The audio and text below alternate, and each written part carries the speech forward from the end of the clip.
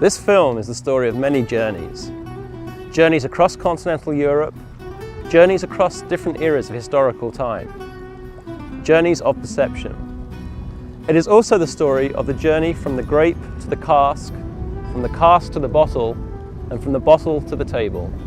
This is a film about sherry, what often seems to be that most English of drinks, and yet is also often one of the most misunderstood in English culture. This is also the story of my own personal journey to the heart of sherry production, the Marco de Jerez.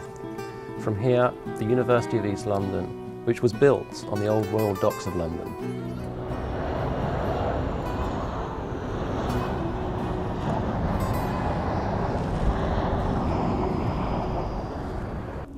Although it's difficult to see now, it was here in the Royal Docks of London, alongside other English ports like Bristol, that what Shakespeare described as gold in a glass was first introduced to the British.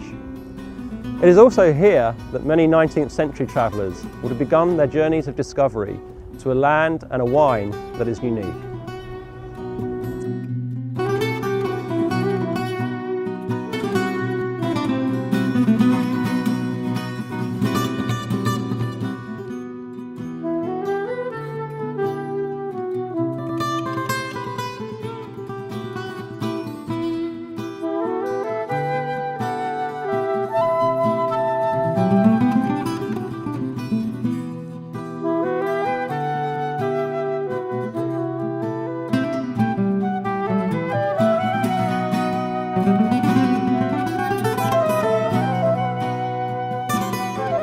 Sherry has long been a part of life in countries outside of Spain, maybe especially in the United Kingdom, where it first became popular, according to some reports, after Sir Francis Drake brought back 3,000 barrels of the stuff in 1587 after sacking Jerez.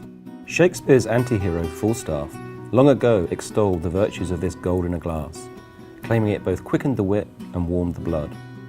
Charles Dickens' pet canary received a thimbleful of sherry each morning and lived for 15 years. Many of the larger bodegas or wine cellars here bear very familiar sounding names to the British visitor. And Britain is still the largest importer of sherry, shipping in around 6 million gallons a year.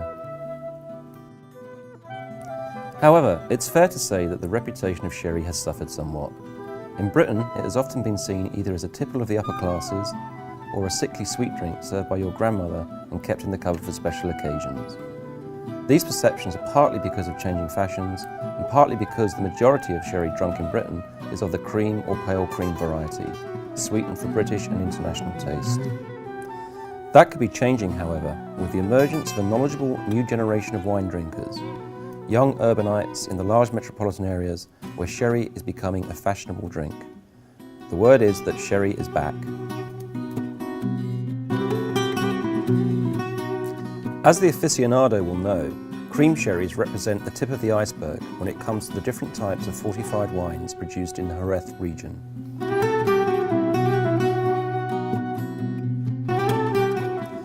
I met with César Saldaña, head of the Sherry Council in Jerez, who explained this variety in more detail.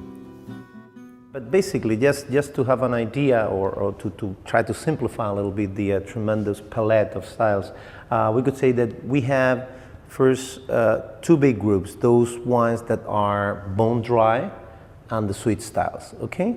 Now, obviously in the drier end, we find the Fino and the Manzanilla. Both of them are wines from the Palomino grape variety. Very good aperitif wines to go with fish, to go with the tapas menus. I mean, it's great with ham, for instance. These are wines that are produced through what we call biological agent with fluor, right? So this is why they are so pale in color, so pungent in the nose, and so dry in the palate. Then we have other wines which are still dry, like the amontillados and olorosos, but as you can see here, they're darker in color. This is because they go through what we call an oxidative process. These are wines that are aged in contact with the air inside the barrels, so they get more structure, they get more color. They are great wines to go with, for instance, the amontillado. It's my favorite with tuna and this kind of strong fish or even with poultry. Oloroso is great with meat, and also a very nice wine to go with strong cheeses, right? So this would be in the dry area of sherry wines. Then we have what we call the vinos generosos de licor. That's the blended styles, okay? And here would you have the medium, the cream sherries. These are wines which have been produced based on some of the dry sherries to which we have added, with which we have assembled some Pedro Jimenez sweet wine, which is the very, very end of the spectrum, the sweetest extreme of the spectrum, and also the darkest of all sherry wines. Travellers have been coming to the Jerez region for thousands of years because of the wine. The Phoenicians were the first to begin cultivating vines in Andalusia around 3,000 years ago, and relics of their presence are still here. It is believed that the warm climate enhanced the strong, sweet nature of the wines, allowing them to stand up well to long journeys. The special climatic conditions of the Jerez area are very important in terms of producing the unique wines of a very small geographical area known as the Marco de Jerez. The moist Atlantic winds, combined with these long, sunny Mediterranean days, make the growth of 3 different types of grape possible. Fino Palomino, Pedro Jimenez, and Moscatel are the 3 varietals that go into making up the special wines of the Jerez region. This white chalky soil, known as arborizo, has a very special quality of water retention. Even though it looks dry and flaky now, when the rains come in the winter, the soil retains the moisture, enabling the grapes to be fed with water throughout the summer, the long hot summer, until this time when the grapes are ready to be harvested.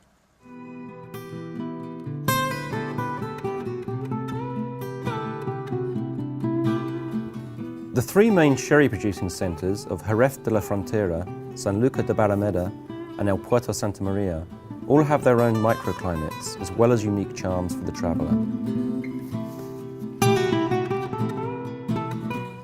It is possible to travel the same roads as earlier travellers to sample the wines of the region. The wine route of Jerez was originally opened by the Jerez Sherry Council and the Spanish Ministry of Agriculture, specifically for the purpose of wine tourism. We are lucky enough to know the opinions and thoughts of many different types of traveller of the past, particularly in the travelogues produced in the 19th century. Spain became an essential destination on grand tours undertaken by Europe's aristocracy, who would marvel at the huge royal wineries at Jerez.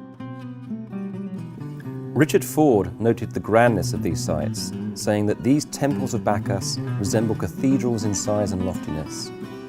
These magnificent structures can still be seen today, but is typical of the experience of the modern traveller, tradition is often mixed with the modern. Alongside the traditional bodegas can be seen architecturally stunning new temples of wine. And as you can see, this can truly be called a cathedral of wine.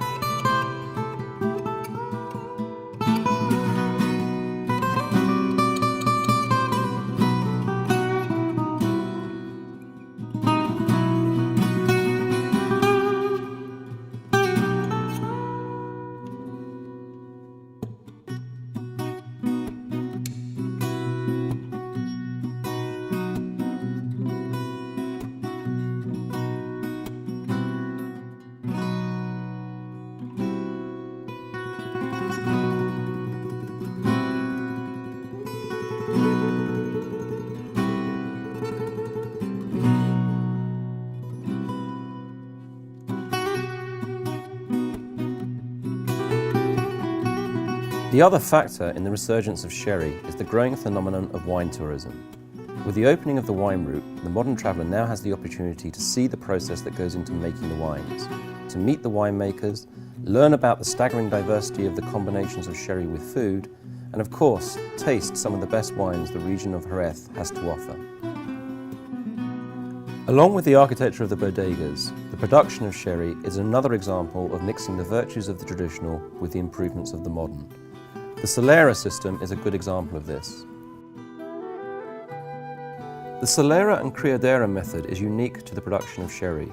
Sherry is a blended wine and a mixture of young and aged wine of similar character.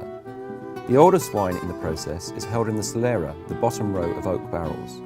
From time to time, some of this wine is drawn for bottling, but never more than a third of its content. The removed wine is then replaced with younger wine from the first Criadera, or cradle, the row of barrels stored above the Solera. Then the void in the first Criadera is replenished with still younger wine, located one row above, and so on. Depending on desired age and quality, this process may be shortened or extended, which has the advantage that a consistent quality of wine can be produced. Perhaps the most important aspect of this very ecological process is the unique nature of the velo de flor, or the veil of yeast which covers the top of the wine in each cask. In the manufacture of sherries, the oak barrels are only partially filled to allow the flor yeast to take form. During the fermentation phase of sherry production, the flor yeast works anaerobically, converting sugar into alcohol and eventually breaking down and converting acids. A waxy coating appears on the cell's exterior, causing the yeast to float to the surface and form a protective blanket thick enough to shield the wine from oxygen. This process drastically lowers the acidity of the wine.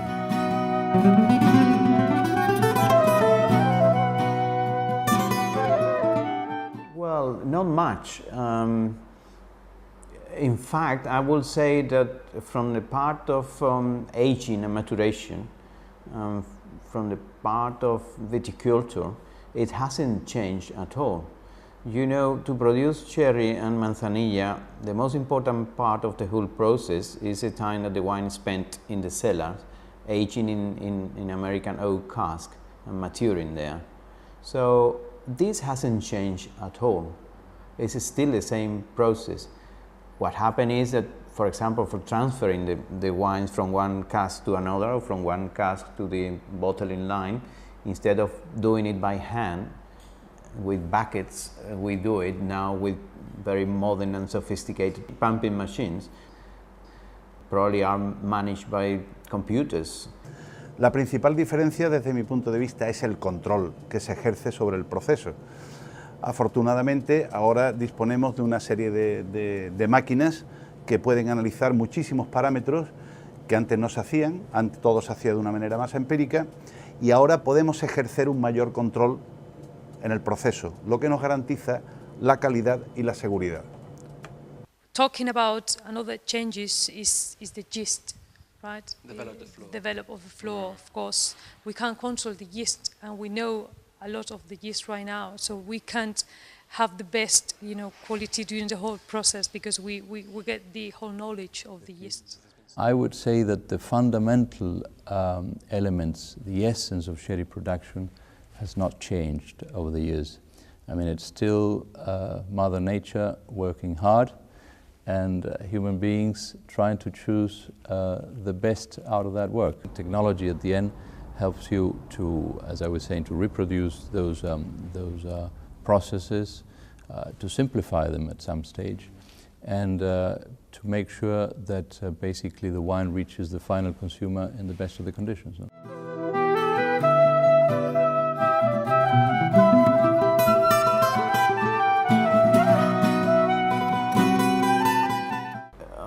To that person, I would say, here you have the most exclusive wine in Spain. This is a thoroughbred in the wine collection. This is a pure sang. This is an authentic product, and is very exclusive from a very concrete area. Well, it's not easy to describe a product which comes through all your senses, no? I mean, color, nose, palate, bouquet. But if I were to define sherry, what is to me synonymous of sherry, it's basically a wine which enhances food, to be shared, and which adds pleasure and complexity to your taste buds. I think in today's hectic world, having someone to offer you 1 hour or 2 hours of their time for you to tell them what there is behind a glass of sherry it's a luxury on itself. No? And I think we need to take advantage of that. Nowadays is very difficult through communication, through advertising, to convey everything that there is behind a glass of sherry. From a personal perspective, certainly, it's sherry is not only my job, my passion, and my roots. I was born here. I've lived here for most of the time, and I've been lucky enough to travel all around the world, trying to explain what sherry is all about. For me, is pretty much my culture. This is particularly related to the fact that, unfortunately, the name sherry is being used to describe some other products. So, coming from Jerez, having learned, having absorbed all the cultural aspects of sherry, when I go to places like the States or South Africa or Australia, and I see that they give the same name for that stuff, that's hard, hard to accept. Some would say that the most important aspect of wine tourism is, of course, in the tasting. And the wines of Jerez are a million miles away the sweet drink of common British perception. Our 19th century friend Richard Ford was glowing in his praise for Spanish wines, and especially those of Jerez. The wines, he says, under a latitude of where a fine season is a certainty, might rival those of France. Yet perhaps one thing that would have been surprising for Ford, and certainly was for me, is the way that the wines of Jerez are used to staggering effect in local cuisine. The most common usage for sherry in British cuisine is as an added ingredient to trifle, though contemporary chefs such as Heston Blumenthal are celebrating the potential of sherry and modern cuisine more and more. But in the Jerez region, the gastronomic possibilities seem endless. Local seafood, fish, meat, vegetables and desserts are all combined in the most creative way, mixing tradition with innovation. Overall, the combination of tastes and sensations can be exhilarating. I met with Fernando Cordoba, the renowned chef of the El Faro restaurant in El Puerto Santa Maria, to discuss the relationship of sherry and food. Para mí el Jerez no es solamente un vino que sirve para acompañar la comida, como lo habrás visto en los menús, sino yo lo utilizo como un ingrediente más, como una especia de los platos que preparo en el restaurante. Si no tuviese Jerez, no se haría, porque es, junto con el aceite de oliva, parte fundamental de mi cocina. El vino de Jerez tiene la particularidad de que cuando tomas un sorbo, dura mucho tiempo en la boca. Entonces combina muy bien con muchos platos, porque tiene más persistencia que cualquier otro vino de otras características. Y para mí la combinación de los finos, la manzanilla, con marisco, pescado, y por supuesto con el embutido, el jamón, la mojama, que es un embutido de la mar, atún seco, creo que es la mejor combinación que puede existir con los vinos de Jerez. En este caso, fino, manzanilla y también amontillado. No trip for the contemporary wine tourist will be complete without sampling the cultural uniqueness of this part of Spain. Once again, the experiences are a combination of the traditional and the modern. Flamenco artists perform their passionate dances, and the famed Andalusian horses perform at the equestrian school in Jerez, just as they might have done in the 19th century. Travellers of the 19th century may have also attended the annual Harvest Festival here, which happens in Jerez every September. As I quickly discovered, the wines of Jerez are an imminent part of the region's cultural tradition and identity. Well, I think the fact that wine has been produced in this area since time immemorial. I mean, as you know, the Phoenicians used to produce wine here, and we have proof of that. The Romans, the Arabs kept on cultivating their vines back to our days, has made sherry totally integrated in our everyday life. And that when you go out in Jerez, now that we are at the end of the summer, but still we have long days, and people come out and have the tapitas at the end of the day. Well, you can see it all over the place, no? The consumption of Jerez, and especially Manzanilla, is totally connected to, for example, the Andalusian celebrations. Andalusian celebrations, I'm talking about festival, ferias, and pilgrimage, romerías, and of course to all the flamenco culture. I believe that any wine lover coming to our region will not only enjoy the bodegas and the wines, but a much more, wider experience. Many of the bodegas also have their own art collections, and the works of El Greco, Goya and Picasso adorn the walls in adjoining rooms to the slow process of the fermentation of the wine.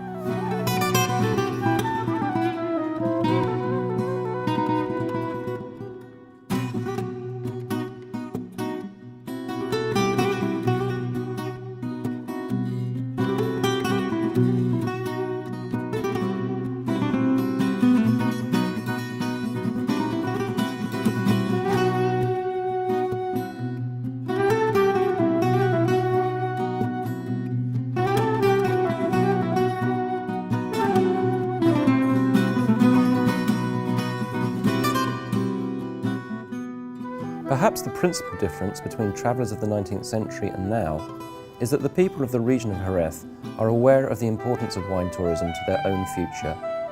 Modern needs are catered for, but without compromising the soul of the region. The awareness of wine tourism does not diminish the uniqueness of the region, nor indeed the experience of travelling there.